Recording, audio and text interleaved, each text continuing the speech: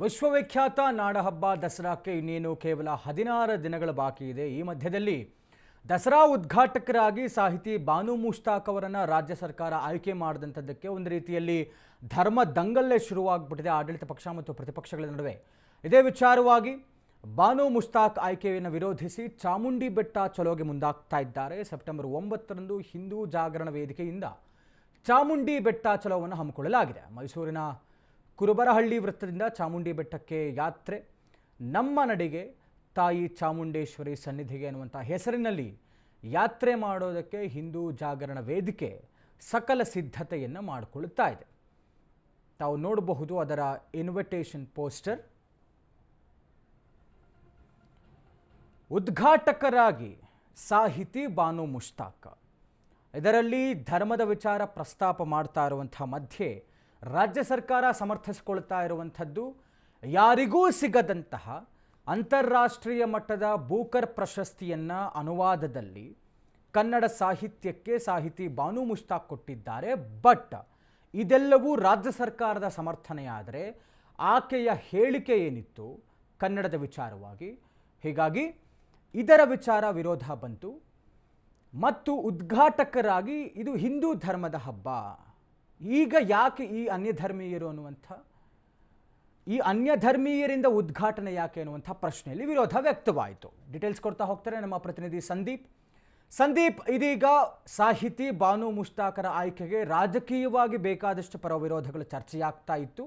ಈ ಮಧ್ಯದಲ್ಲಿ ಮೈಸೂರಿನ ಹಿಂದೂ ಜಾಗರಣ ವೇದಿಕೆ ಇದೀಗ ಚಾಮುಂಡಿ ಬೆಟ್ಟ ಚಲೋ ಅನ್ನುವಂಥ ಯಾತ್ರೆಯನ್ನು ಹಮ್ಮಿಕೊಳ್ತಾ ಇರುವಂಥದ್ದು ಏನಾಗ್ತಾ ಇದೆ ಅನ್ನುವಂಥ ಡೀಟೇಲ್ಸ್ ಕೊಡೋದಾದ್ರೆ ಸಂತೋಷ್, ಏನು ಶಾಂತಿ ಹಾಗೂ ಭಾವೈಕ್ಯತೆಯ ಮತ್ತು ಸಾಂಸ್ಕೃತಿಕ ಕೇಂದ್ರವಾಗಬೇಕಾಗಿದ್ದಂತ ದಸರಾ ಇದೀಗ ಒಂದು ರೀತಿಯ ಧಾರ್ಮಿಕ ದಂಗಲ್ಗೆ ಕಾರಣವಾಗಿರ್ತಕ್ಕಂಥದ್ದು.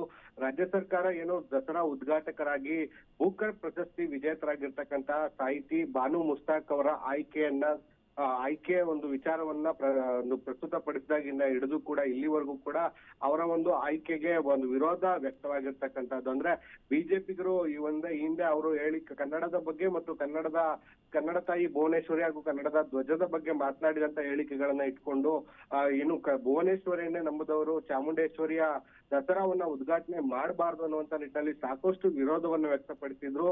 ಇದರ ನಡುವೆ ಹಿಂದೂ ಜಾಗರಣ ವೇದಿಕೆ ಕೂಡ ಜಿಲ್ಲಾಧಿಕಾರಿಗಳಿಗೆ ಒಂದು ಮನವಿಯನ್ನ ಕೂಡ ಕೊಟ್ಟಿತ್ತಂದ್ರೆ ಈ ಒಂದು ಚಾಮುಂಡಿಯ ಮೇಲೆ ಭಕ್ತಿ ಇಲ್ಲದಂತವ್ರು, ಹಿಂದೂ ಧರ್ಮದ ಮೇಲೆ ಭಕ್ತಿ ಮತ್ತು ಒಂದು ನಂಬಿಕೆ ಇಲ್ಲದಂತವರ ಕೈಯಲ್ಲಿ ಚಾಮುಂಡೇಶ್ವರಿಯ ದಸರಾವನ್ನ ಉದ್ಘಾಟನೆ ಮಾಡಬಾರ್ದು ಅನ್ನುವಂತ ನಿಟ್ಟಿನಲ್ಲಿ ಒಂದು ಮನವಿಯನ್ನ ಕೂಡ ಮಾಡಿದ್ರು. ಒಂದು ವೇಳೆ ಆ ಮನವಿಯನ್ನ ತಿರಸ್ಕರಿಸಿದ್ರೆ ನಾವು ಮುಂದಿನ ದಿನಗಳಲ್ಲಿ ಹೋರಾಟದ ಹಾದಿಯನ್ನ ಕೂಡ ಹಿಡಿತೇವೆ ಅನ್ನುವಂತ ಎಚ್ಚರಿಕೆಯನ್ನ ಕೂಡ ಸರ್ಕಾರಕ್ಕೆ ಕೊಟ್ಟಿದ್ರು. ಅದು ಎಲ್ಲ ಒಂದು ಕಡೆ 2 ದಿನಗಳ ಹಿಂದೆ ಅಷ್ಟೇ ಜಿಲ್ಲಾಡಳಿತದಿಂದ ಬಾನು ಮುಷ್ತಾಕ್ ಅವರಿಗೆ ಒಂದು ಅಧಿಕೃತವಾಗಿ ದಸರಾ ಉದ್ಘಾಟನೆಗೆ ಏನು ಆಹ್ವಾನವನ್ನ ಜಿಲ್ಲಾಡಳಿತದ ಪರವಾಗಿ ನೀಡಲಾಗಿತ್ತು.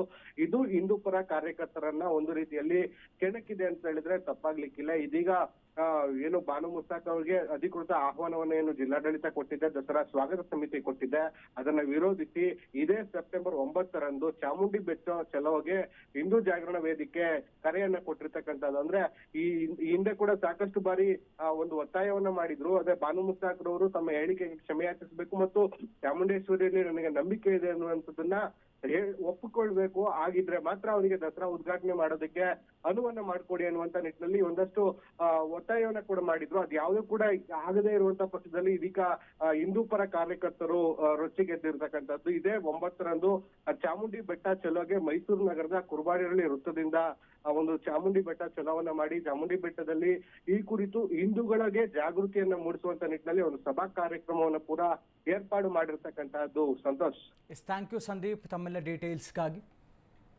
ಒಟ್ಟಾರೆ ಎಲ್ಲ ವಿರೋಧದ ಮಧ್ಯೆ ಇದೀಗ ಬಾನು ಮುಷ್ತಾಕ್ ಉದ್ಘಾಟಕರಾಗಿ ದಸರಾವನ್ನು ಉದ್ಘಾಟನೆ ಮಾಡ್ತಾರಾ ಅನ್ನುವಂಥ ಚರ್ಚೆ ಬಹಳಷ್ಟಿದೆ. ರಾಜ್ಯ ಸರ್ಕಾರ ಇದನ್ನೇ ಸಮರ್ಥಿಸಿಕೊಳ್ತಾ ಇದೆ, ನಾವು ಅವ್ರ ಕೈಯಲ್ಲೇ ಉದ್ಘಾಟನೆ ಮಾಡಿಸ್ತೀವಿ ಅಂತಾರೆ.